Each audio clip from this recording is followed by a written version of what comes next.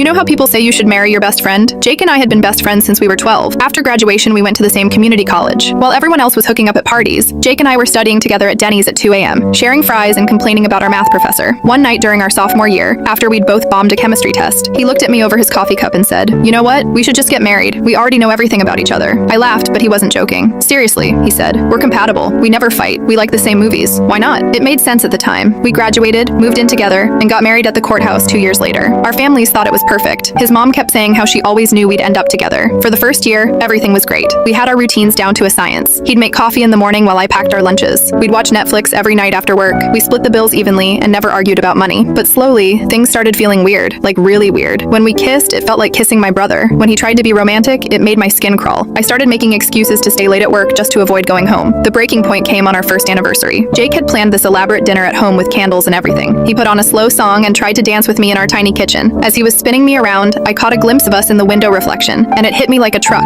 We looked like siblings playing house. I pulled away and told him I needed some air. I walked around our neighborhood for 2 hours, and when I came back, I found him on the couch looking devastated. He knew. We both knew. "This isn't working, is it?" he said quietly. I shook my head. "We're amazing friends, but we're terrible at being married." The worst part was telling our families. His mom cried for 3 hours straight. My dad kept asking if we tried counseling, as if that would magically make us attracted to each other. But here's the twist that nobody saw coming. 6 months after our divorce, Jake started dating Amy, this girl from his work. I was happy for him, genuinely. We met up for coffee to catch up, and he seemed lighter somehow, more himself. As we were talking, Amy walked in to pick him up. She came over to our table and Jake introduced us. "This is my ex-wife," he said, and I watched Amy's face go through about 50 different emotions. But then she smiled and said, "Oh, you're the one he's always talking about. He says you're like the sister he never had." I started laughing so hard I almost spit out my coffee. That's exactly the problem.